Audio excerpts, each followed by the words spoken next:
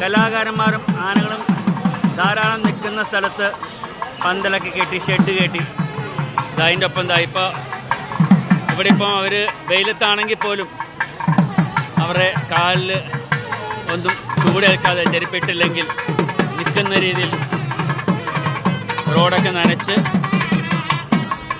താഴെയൊക്കെ ഷീറ്റ് വിരിച്ചിട്ടുണ്ട്.